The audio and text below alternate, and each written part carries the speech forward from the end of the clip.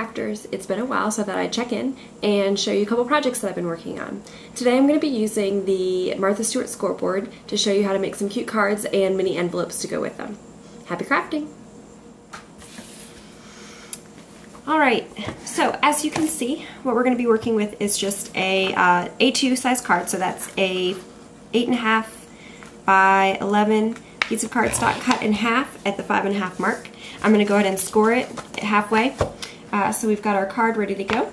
I tinkered around with the Martha Stewart scoreboard and determined that there are the best size to use for an envelope, and this envelope could fit a gift card, or you could cut out some letters and attach some ribbon inside.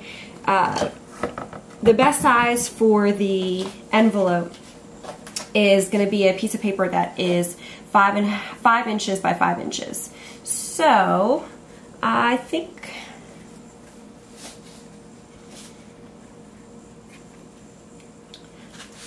we're going to use this fun kind of blue seersucker pattern.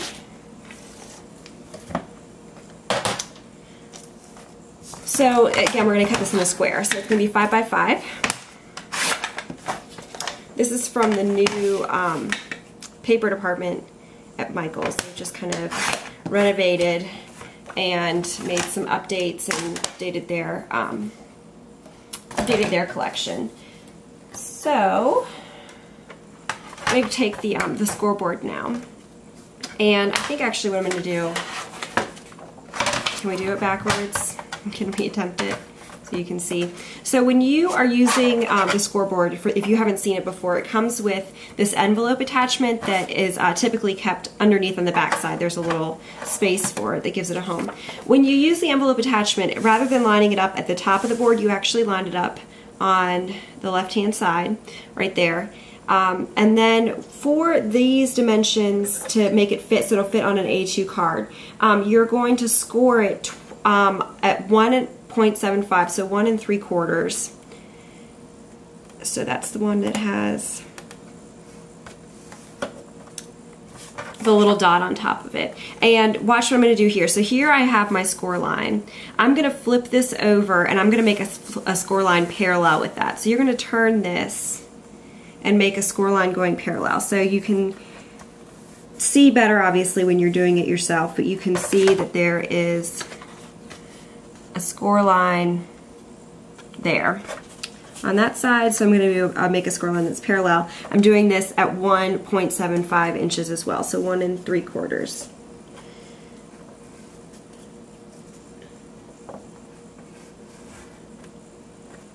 Okay, and then I'm going to do 2 lines that run perpendicular with the line I just made, and those are going to be at 2.25.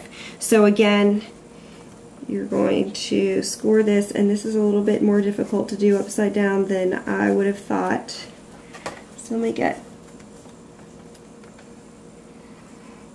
I hope I'm not blocking you. Yeah, so 2.25, so 2 1/4, and you're also making that one parallel. So you're going to turn it, I guess, 90 degrees. So you're making that parallel with the one that you just made. Now, this is the one part that I'm not a huge fan of doing when you're making these, because I am not a person that can cut straight very well, but this part is, you've got to get it as straight as you can. There's going to be little triangles that you are going to cut out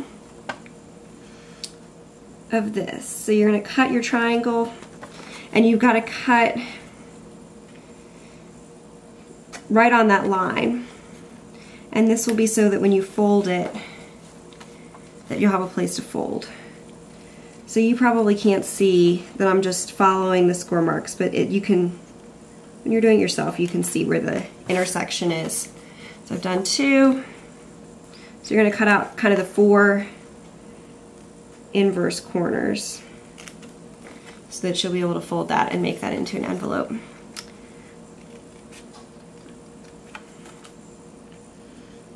And last one. Alright, and then if you need to clean up any of your intersections, you can do that. the cleaner they are, the better the fold is gonna be. So I'm gonna do my short ones first, because that's gonna go on the inside. And you can use your bone folder here to help give you a nice crease. Just give that a rub. I'm excited about using these fun spring colors because it is officially spring here, but they are calling for a freak snow event maybe tomorrow. We're supposed to maybe get up to 4 inches of snow. And we already had days in our area that have been 80 degrees, so it doesn't really make me too excited that we could potentially have snow. And not to mention, it's over the weekend, so it's kind of a waste if it's not going to get us out of school. But if it happens, it happens. We'll be here maybe making some crafts, using some of these fun colors, dreaming of summertime, almost spring break, kind of that last haul there. We've got spring break coming up next week. So, well, not next week, but the week, we've got 1 more week of school, and then we have break, so it'll be good.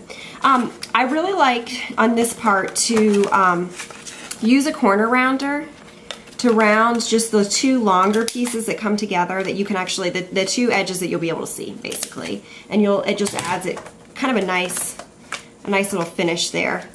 And if it's also crooked, kind of takes the the eye off of the fact that maybe I didn't cut so straight, which happens frequently. So I'm just running a little adhesive along the side here, and you've got a nice little envelope. And I'm not going to put any adhesive on the top right now, so we'll just leave that open for the time being. Okay, so that's embossed.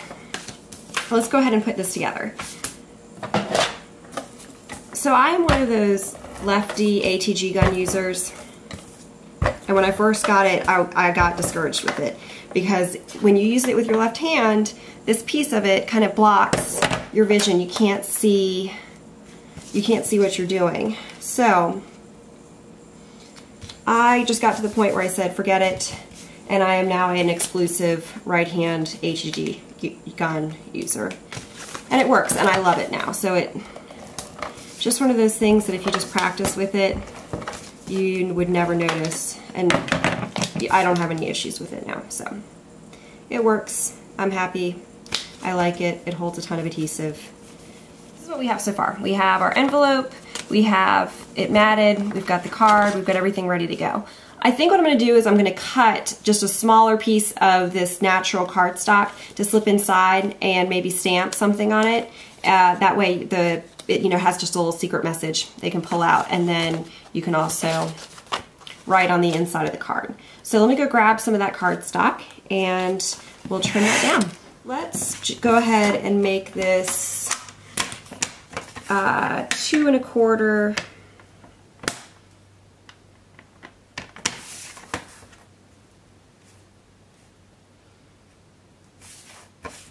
So we'll do this 2 1/4.